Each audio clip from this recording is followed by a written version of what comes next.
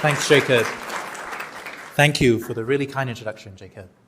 Welcome, everyone. Welcome to Cambridge. Welcome to the Cavendish. So the physics department has been the home to some of the biggest discoveries in the 20th century for physics, and leading into the 21st century, what I hope to do at the end of this lecture is to show you a little bit of what we're doing to push the boundaries of what we understand in physics, in chemistry, in material science, but most importantly in ways that impact everyday life, right? Technology is what is important to us.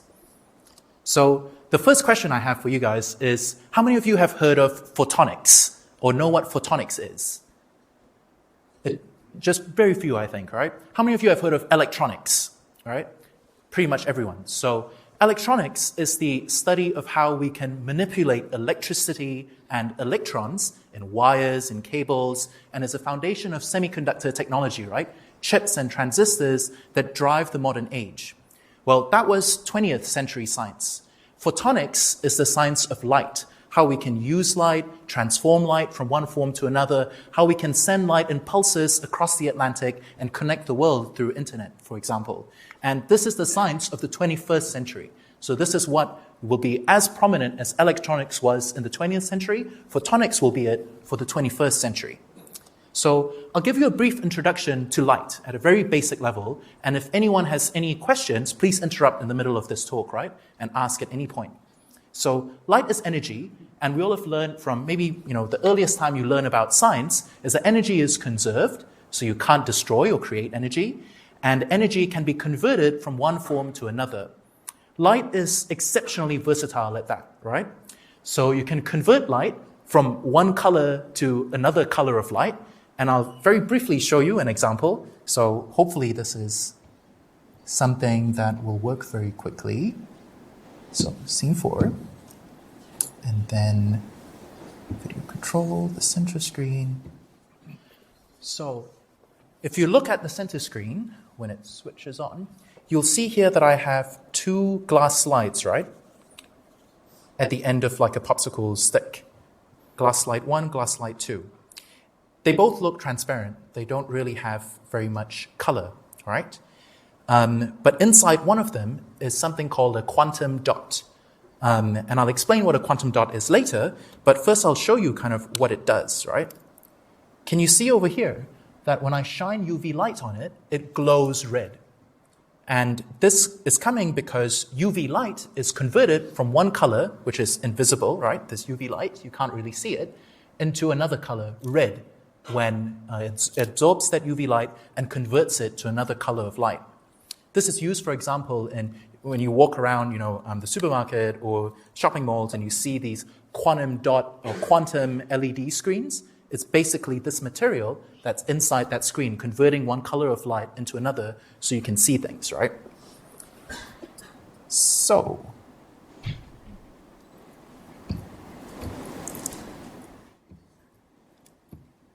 that's one example of how energy can be manipulated in the form of light. Another one that you're pretty familiar with as well, I think, is converting light to electricity. So if you have a solar cell, that solar cell can absorb energy from sunlight, convert it to electricity, and power the green energy revolution. You can do the reverse. You can convert electricity to light in the form of LEDs, and this is something that should be familiar to all of us. Our smartphone screens are made of LEDs, and this has also improved and changed the way that we communicate with the world around us. And finally, the thing that everyone learns is plants can harness energy from sunlight and convert it to chemical energy, right? You take energy from the sun, and that's how they stay alive. So beyond that, photonics is also incredibly important in things like astronomy. So the James Webb Space Telescope, that's a photonic invention. It's used in surgery, for example, to look at things and try and understand what regions of a tumor, for example, are cancerous or non-cancerous. And it was really pushed by the invention of one particular technology called the laser, right? So this is a laser. You have lasers everywhere now. And this is a picture over here of the very first laser that was invented in Bell Labs in the US. And you may think, for example, that a laser, where do you actually see lasers in everyday life? Those of us who are a bit older will remember CD drives and DVDs and Blu-rays. I'm guessing that's not really a thing these days. But what is a thing is, again, the smartphone. And when you unlock your smartphone with your face, right, with Face ID, the way that it works is there's actually an array of microscale lasers that are in this thing that scans the surface of your face, and then it measures the light that is reflected off your face to confirm that, it's you and not someone else. So inside all of our phones that have Face ID, there are up to, I think, like 20 by 20 lasers just inside that really, really tiny space at the top right next to your camera. So it's actually an invention that is everywhere. So what is light? Well, light is a wave, and that wave has a certain wavelength, right? The length over which it goes up, down, and up again. And that wavelength is related to energy. It's related to energy via the frequency of light, right? And you can remember from your kind of high school courses that if you have wavelength multiplied by frequency, you get the speed of light, for example. And different colors of light have different wavelengths and different frequencies. What is also a feature of light is its amplitude, so how strong or how bright it is, and its polarization. So if you have polarized sunglasses, for example, it cuts out a certain direction over which it goes up and down, right? Light can go up and down this way, or it can go up and down this way. There's two different polarizations of light. And light has different colors, and this unifies things across the electromagnetic spectrum. So you can have light in the UV or X-ray, which you can't really see, and you can have light all the way at radio waves, which you also can't see, and in between is this narrow, narrow region of the rainbow that comprises visible light. And what we do in the lab, in very, very simple terms, is almost all of our experiments are like this. We send light at lots of different colors at a material, and we watch what colors of light that material absorbs or emits. So in this hypothetical sort of case, you send all the colors of the rainbow, and a particular material can absorb orange or green. So I'll show you some bits of data, some actual things later, called a spectrum.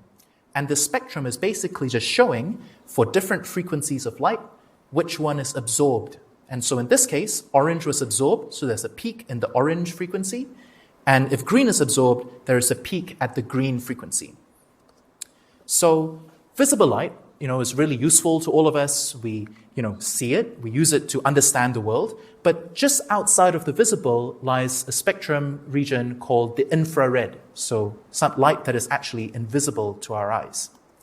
And the infrared is incredibly useful.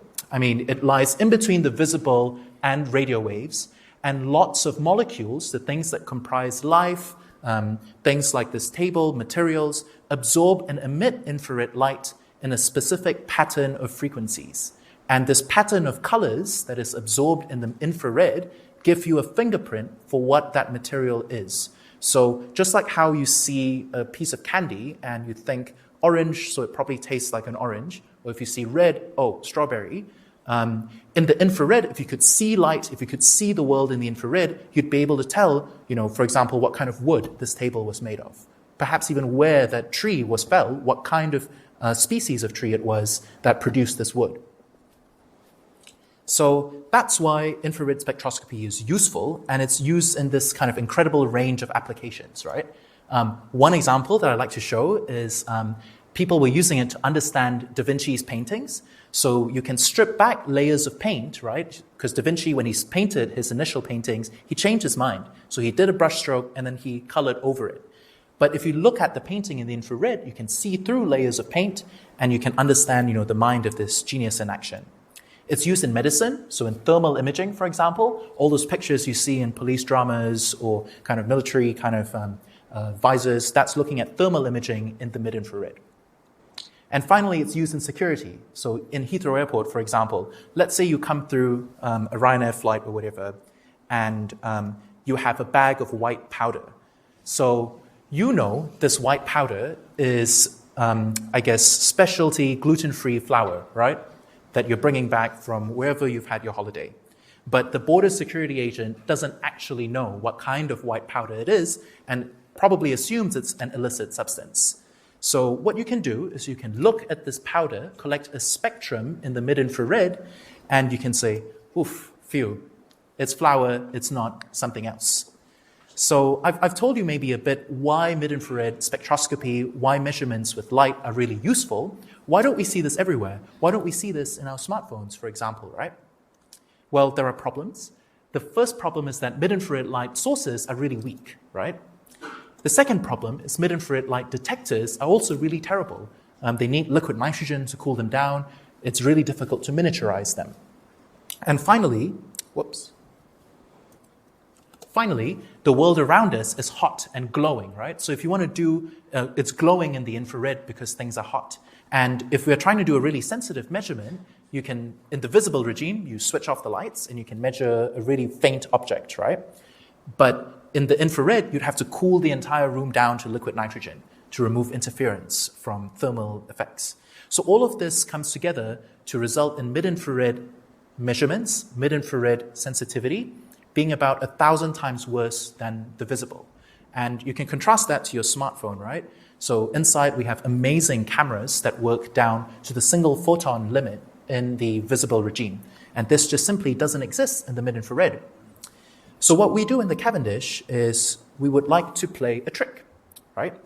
What if you could take infrared light, mid-infrared light, and convert it to visible light, and then detect that visible light as a proxy for mid-infrared light, right?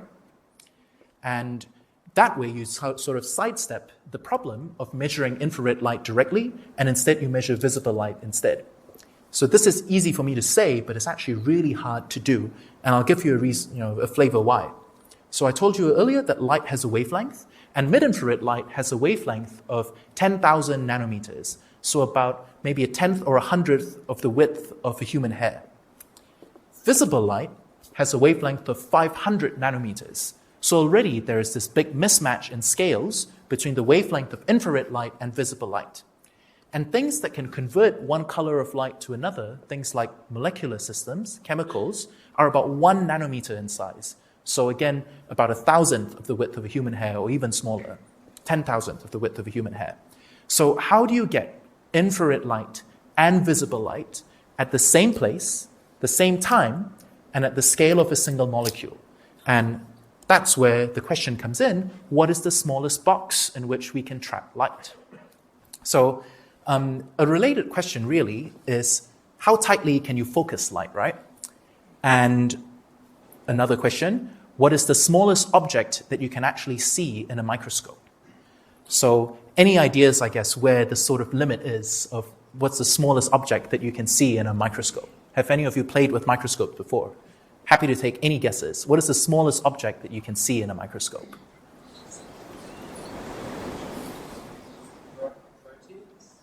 So proteins are actually too small to see in a microscope, but that's a good shout, unless if they're really, really big, and if there are some special techniques to label these proteins so you can see them.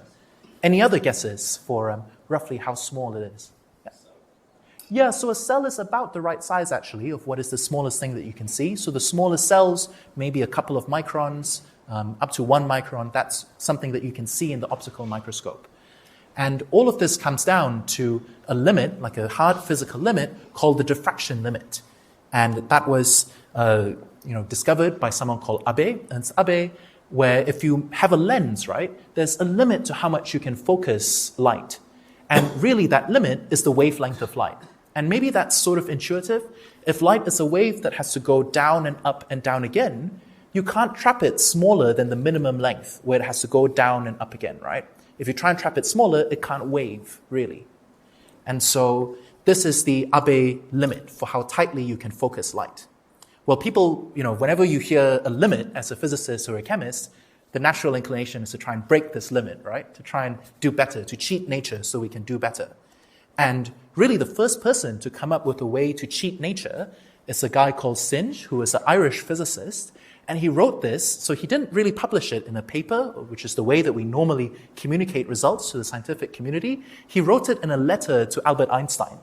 And he suggested this really clever, crazy idea where if you have a nano object, that nano object can act as a nano lens to convert the wavelength of light from what it currently is in free space and air in the vacuum to something much, much smaller. And that would be a way to trick nature and focus light even tighter. This idea doesn't quite work, even though he was really ahead of his time, but I'll show you what actually does work. So if you want to try and trap light, right, maybe a naive way, and a question I've asked before as well when I was much younger is, well, what if you just have two mirrors, right? Or you have a box full of mirrors, you open the box, you trap light, you close the box, right? You can ask me later why that doesn't actually work. But in a really simplistic sense, you do trap light if you have two mirrors, and you can see it in an elevator, for example. You can see multiple reflections of yourself, right, in an elevator if you have two mirrors facing each other. And that does mean, actually, that light is trapped. It's bouncing back and forth in between these two mirrors. But again, like what I said, as you bring these mirrors closer and closer, and they get closer than the wavelength, well, light can't really wave anymore inside the structure. It can't act as a wave, and so it can't be trapped.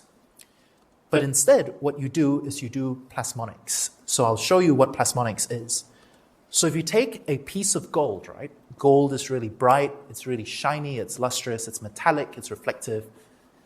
But if you make gold really, really small, so to the scale of a nanoparticle, it can trap light at lots of different colors. It no longer looks golden. It looks red, it looks blue, it looks green. And the reason is because light is trapped in the electrons, the plasma that's around this gold nanoparticle, this nugget of gold, I guess. And in a sense, you can think about the electron waves in this structure as like a pint of beer, for example, and you're shaking it with the action of light. And that traps energy into this nanoparticle. It is really, really old technology. So if you have stained glass, right? So this is a cup that's in the British Museum called the Lycurgus cup. It is a Roman invention, I think, although people are still trying to figure out exactly how they did it. But it's really, really odd. It looks green when you reflect light off it, but it looks red when you shine light through it. That's a little bit bizarre, right? Like normally things look the same whether you shine light off it or through it. And the reason is because inside this glass, it's not as though it has a dye. Like, for example, my sweater, my jumper right now, it's red because it has some red dye, some molecules that absorb the complementary color. But that isn't because there are some molecules. It has tiny particles of gold and silver embedded in this glass. And if you go to really old churches, for example, the one in Bury St. Edmunds, things like that, and you see stained glass. Stained glass, the name stained glass, comes from gold and silver stain that is applied to the glass, and if you fire it in a furnace, you produce these really tiny particles that scatter light in the red and in the green. And finally, one example that I think we're all pretty familiar with, very sadly, is the COVID test, right? Or a pregnancy test, for example. A COVID test has its line on it because two particles of silver come together. Each particle is invisible at first, but when they come together with the COVID antigen in between them, they change to blue or black. And so that has, something really simple like that has its foundation in this really complicated, really difficult physics. But I'll show you how easy it is to make, actually. So let's try and make these nanoparticles right now. So a lot of the time, even though we're a physics department, occasionally we have to do chemistry, right? So let me try and show you how that works.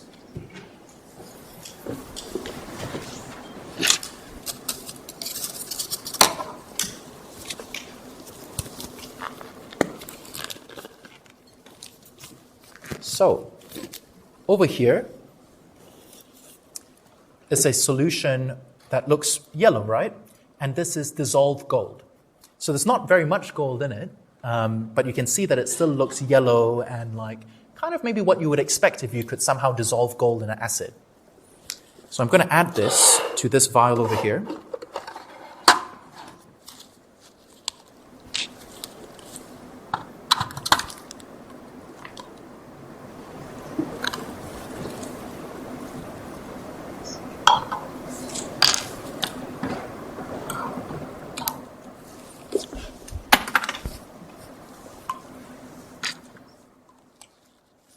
And then once you have that gold, we need to convert it from gold that's floating around into gold nanoparticles. And to do that, I add this other solution. And I'll explain later, I guess, how it does this conversion. So a lot of our time as physicists in the lab, we're working with lasers, we're working with optics, but the disciplines of science often converge together when it's time to do research, and that's where kind of the major discoveries are made, when you can combine two different fields together. Right. So I've mixed the two together over here, and I'm going to leave it for a bit, and with luck, we will make the nanoparticles. We shall see. Right. So I'll just quickly give an idea for why, how small are these nanoparticles that we're about to make, right? And I have it here in this sort of zoomed scale. If you have a human hair and you zoom 1,000 times, it's about 50 micrometers, or 50,000 nanometers in size.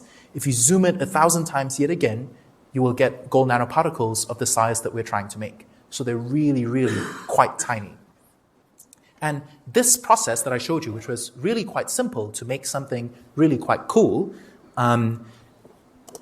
has its legacy in the UK.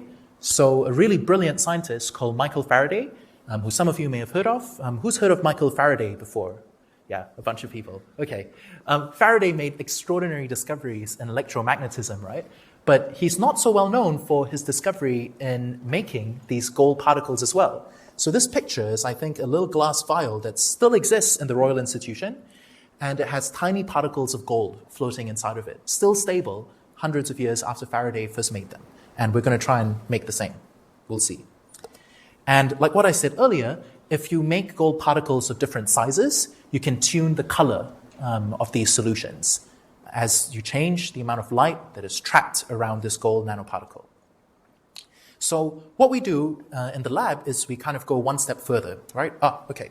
So you can already see that it's changed to black. I'll maybe put it on the document camera really quick.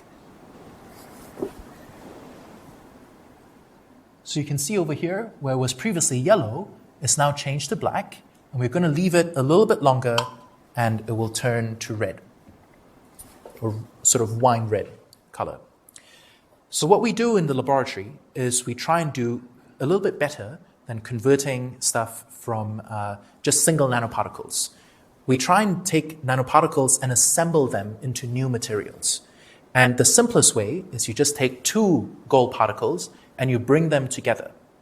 When you bring two gold particles together and they sandwich these quantum objects, these molecules in between these two gold particles, extraordinary things can happen, some of which I will show you.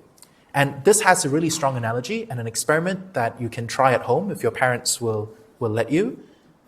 So I've talked a little bit about why gold particles have these really kind of interesting behavior in the visible wavelengths, right?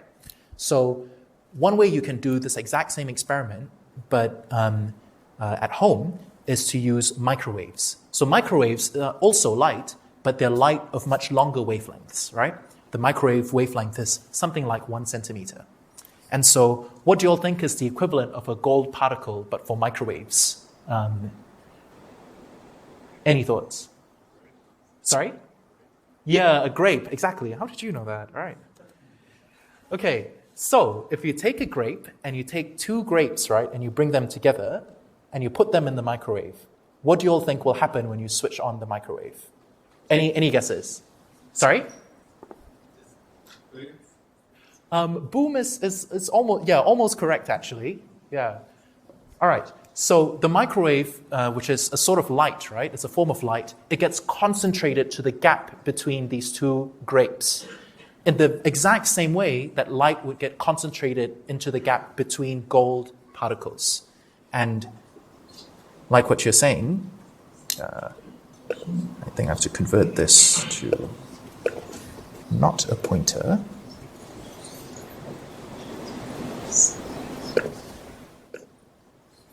When you switch on the microwave, it explodes and forms like a plasma in between these two gold particles, in between these two grapes. And I recommend that you try it. You probably have to remove the sort of rotating turntable that's inside the microwave, partly because that just pushes the grapes further away as it rotates, and you want to keep the grapes really close together. But also ask your parents, because you can see it's a bit of a fire hazard. So in the laboratory, what we do upstairs and downstairs in the basement is we use this self-organization, right? This ability to make these gold particles. This one looks a little bit more red now. And we assemble them into structures that we study and that we use for lots of different purposes. We also do a lot of optics and spectroscopy, so things with lasers, where we try and measure the colors of light that are scattered or that are reflected of different materials. I showed you, like a really simple spectrum over here, but it takes, a setup that looks like this. So tons of mirrors, lots of lenses, a bunch of different lasers to collect and do these measurements. And it also takes lots of really good people. So this is a picture of our group, the nanophotonics and the optoelectronics group, and it's composed of people of lots of different backgrounds from different places in the world, and also from lots of scientific backgrounds. There are physicists, there are chemists, there are biologists, there are engineers, and really you need everyone working together in order to push this field forward.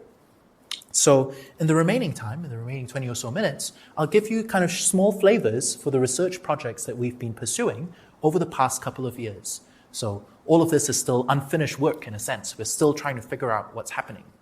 The first one is, how do we make invisible light visible? So what I was telling you about right at the beginning.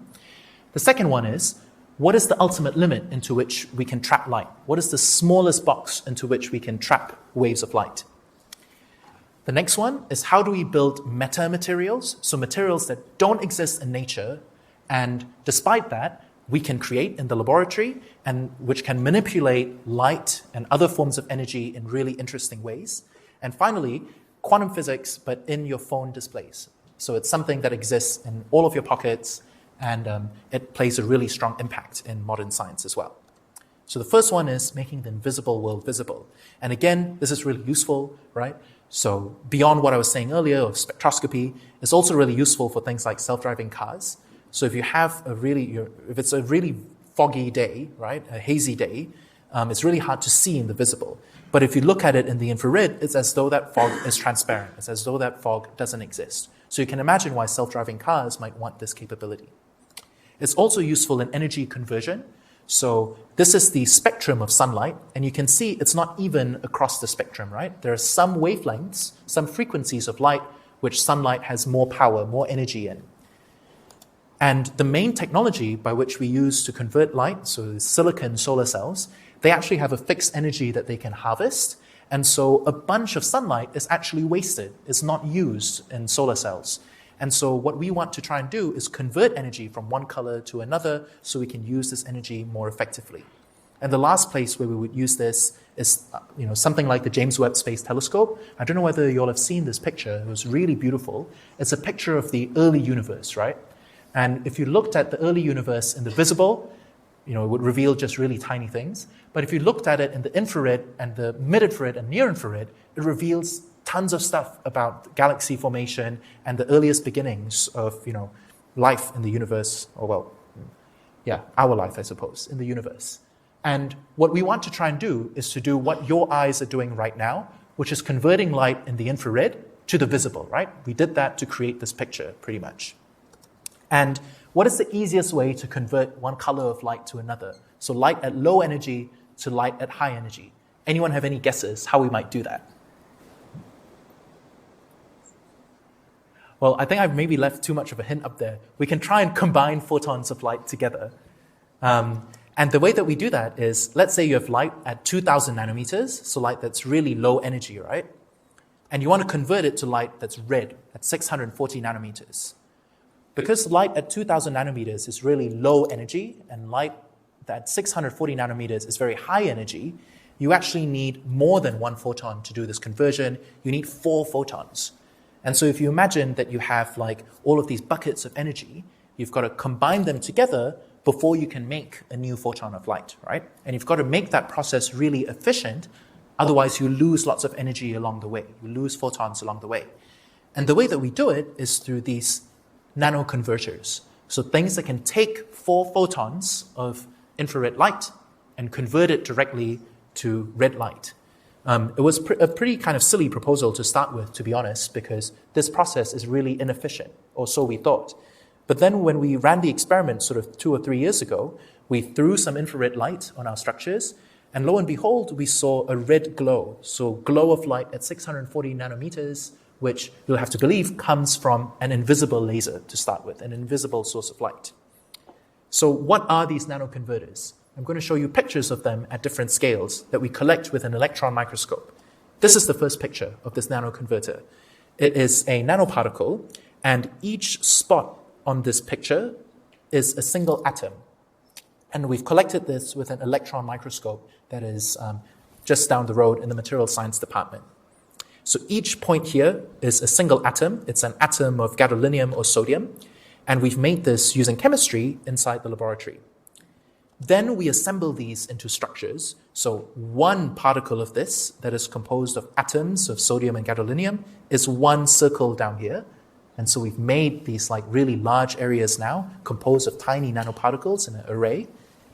And then we make a cavity out of them. So we trap light close to these structures. And one of these cavities is this blink, this sort of pixel of light in the final detector. So it involves engineering things across all of these scales. We want to make something that's like a camera, so that's quite big, right? It's millimeter by millimeter. But in order to do that, we've had to care about things that are at the atomic scale. And if we didn't get that right, we wouldn't get things at the millimeter scale correct as well. So that is what is really involved to create these nanoconverters, to take light from one color and convert it to another color.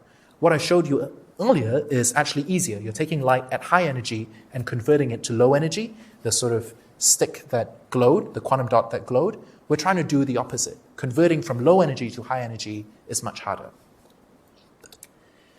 The next thing I'll show you is how do we trap light to the scale of a single atom, right? So to do that, again, we trap light with these particles of gold, these nanoparticles. And if you put a nanoparticle on top of a mirror, you can trap laser light in this gap in between this nanoparticle and this mirror. And into this gap, you create this gap using molecules, because it's really hard to have a gold nanoparticle just floating in air over a mirror. So you have to first make this layer of molecules. And when you come in with laser light, essentially you pluck these metal atoms. The surface of gold is really mobile under the action of laser light. And you can use light to actually move gold atoms around. And when you move a single atom of gold down, you trap light all the way to the scale of this single atom. And what I'm going to show you is a video collected by others of single atoms of gold in between a wire. And you can see how when they pull this wire apart, you can split things and you form these single atom protrusions of gold. And the problem with this picture is that, it's done at vacuum conditions. It's done with really high vacuum. It's done with electron beams. We want to be able to do it with light. But with light, I've told you already that it's really hard to see anything. So, sorry, I'm not sure where this sound is coming from. Safe. Sorry.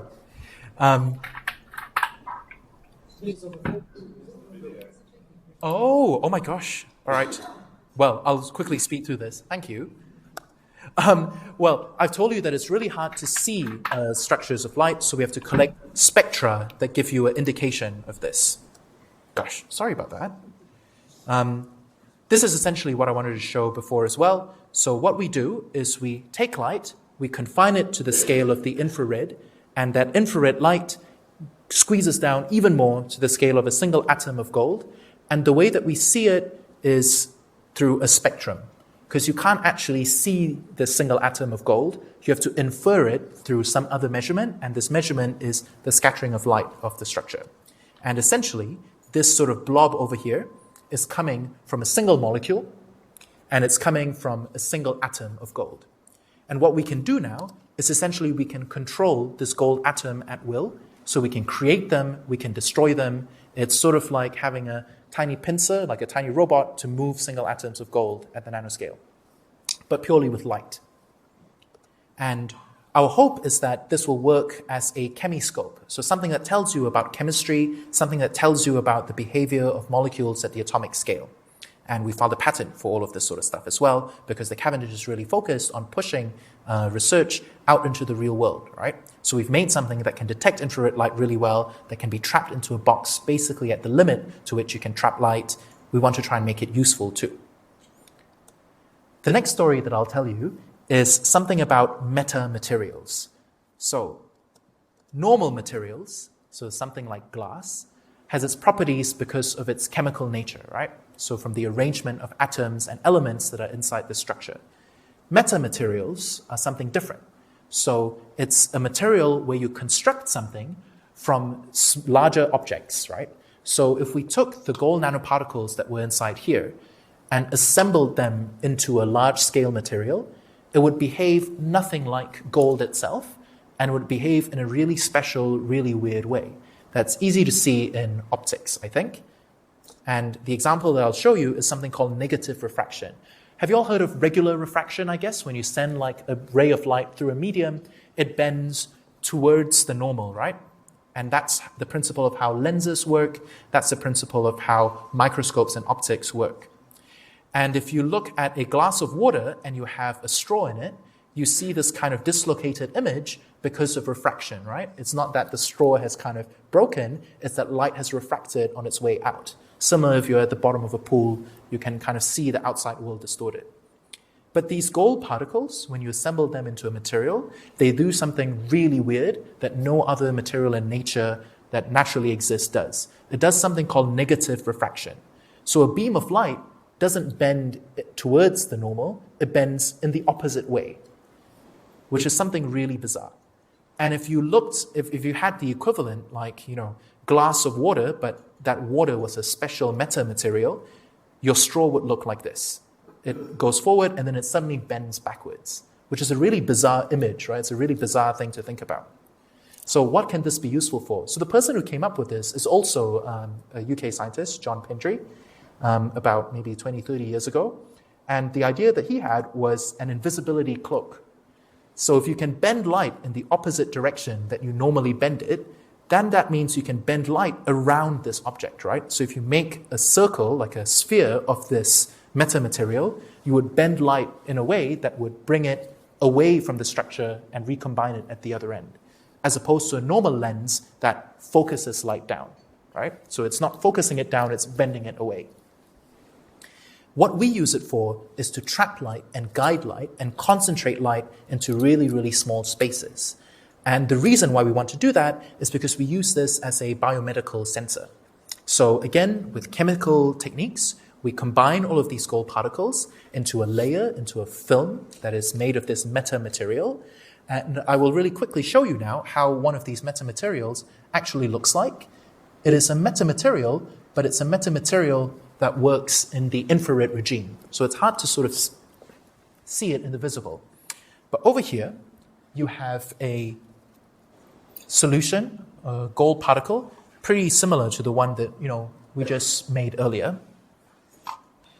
And over here is those same nanoparticles, but aggregated into a metamaterial.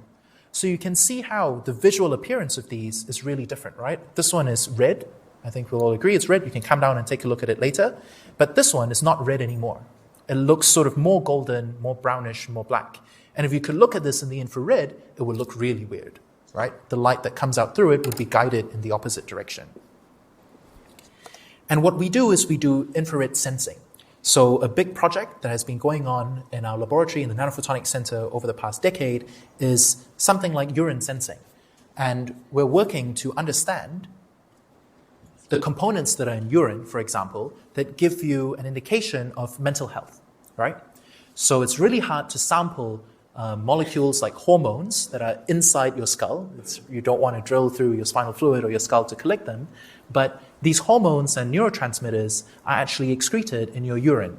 And so if you could measure your urine, you'd be able to understand a little bit more about lots of different medical conditions that we might have.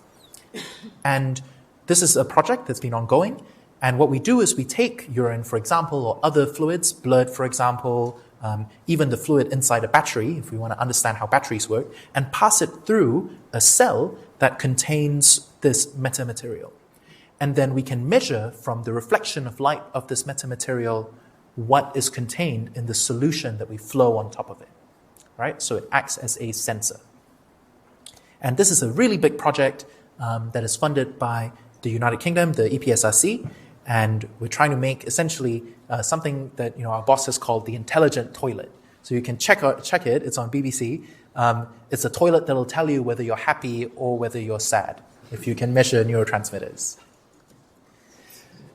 Where we're trying to push forward with this, and where we're still investigating, is trying to engineer structures on a much more large scale and with much more precision. So with this, we work with a collaborator in MIT to put nanoparticles at really precise positions and really precise arrays so that we can actually get to making pixels, so we can actually get to making devices. So this is a group of Farnaz Niroi in MIT, and she has made these structures for us that we're currently investigating. And we're trying to make metamaterials out of this and seeing how large can we scale it up, how can we actually make this useful for everyone. So the very last story that I'll talk about is the quantum physics of phone displays, right? And again, you may find it really bizarre, like, what is quantum physics doing inside our phone screens? Well, I'll go through things from like the really basic level. So how many of you have heard of the Bohr model of the atom, right? So you have electrons that go around in circles around the nucleus. If you come in with light can excite the electron from a ground state to an excited state, right? And that electron is very high energy. What does it do if it wants to give off this energy and relax back to the ground state? Well, it emits another photon of light. And this is, again, the way that you convert light from one color to another color, or how things can interact with light. Well, this is like a really simple picture. If you come to university and do undergraduate in physics, chemistry, material science, you learn that real systems have energy levels, right? These orbitals, something called a wave function. And what we can do is, rather than representing things in orbits, we represent them as energy levels. So where there was 2 electrons in one orbit, now there's one energy level that contains 2 electrons. The next level up is something called electron spin. Has anyone heard of electron spin? Okay, a little bit less, but a decent number. So you can think of an electron. So I'm going to give you kind of the wrong explanation, and then there's a more difficult explanation that I encourage everyone to Google afterwards. The wrong explanation is that an electron is a ball of charge, and if you imagine that ball is spinning along its axis, and charges that spin, that revolve, have a magnetic field that follows this sort of right-hand rule. So depending on the way it spins, you can have a magnetic field pointing up, or if it spins the opposite way, the magnetic field, the internal magnetic field of this electron points down. And this is a purely quantum phenomenon. There is no explanation that you can concoct with classical physics that would ever explain the electron spin. Why is this really useful? Well, I've represented the spin as this arrow that points up and that points down depending on the way that it spins, right?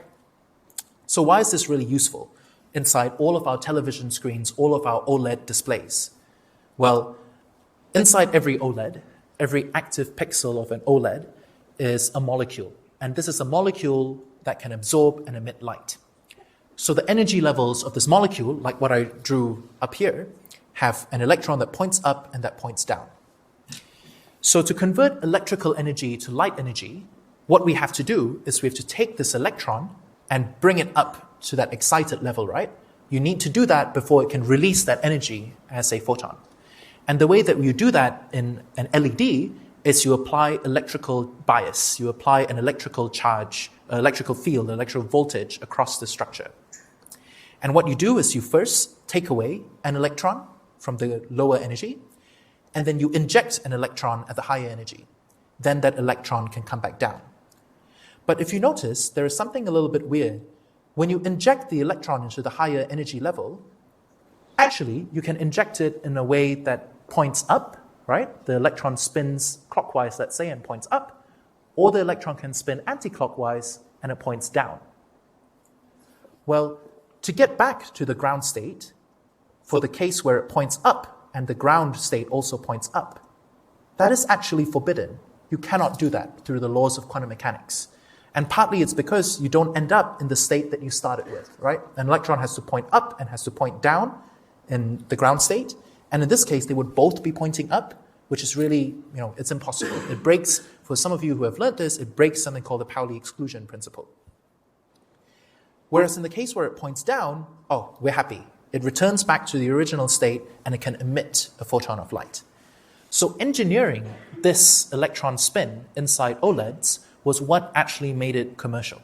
So when people first came up with OLEDs, and one of the kind of original discoverers was in Cambridge, the old Cavendish professor of physics, he had to figure out how do you manage the electron spins in these devices to essentially convert the pathway that you don't want, that wastes energy really, it wastes electricity, into the pathway that you want, so that you can flip the electron spin and get really efficient emission of light from this structure.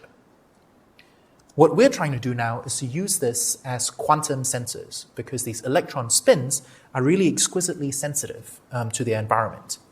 So again, if you have a spin up, another way that you can flip the spin is to use microwaves. And you'll just have to believe me when I tell you you can flip it using microwaves. And so again, you can represent it as a ground state and an excited state, where if you come in with a microwave photon, you can flip the spin, going down to going up. And the energy levels of this transition really change depending on whether it's next to a certain magnetic field, whether it's next to an electric field, and at different temperatures.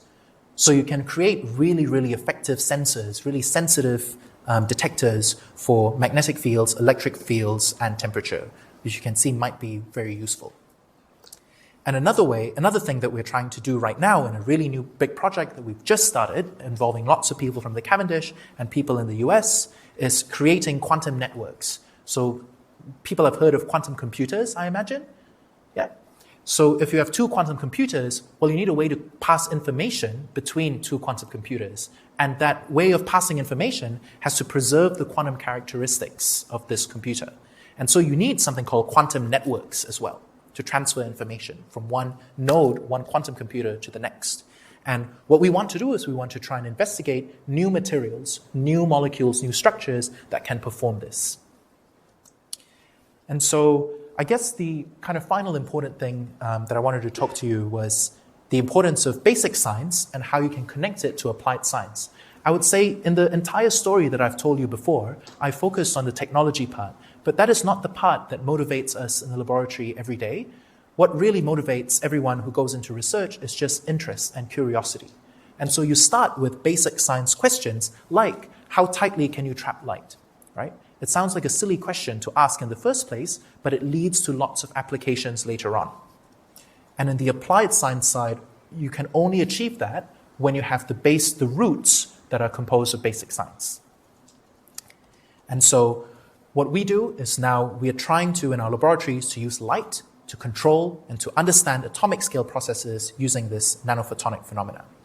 And so with that, I'd like to conclude and thank everyone for listening. I hope I've convinced you that trapping light to really small scales has really interesting effects, and that these strange effects can actually be quite useful. And with that, thank you very much, and I'm happy to answer questions.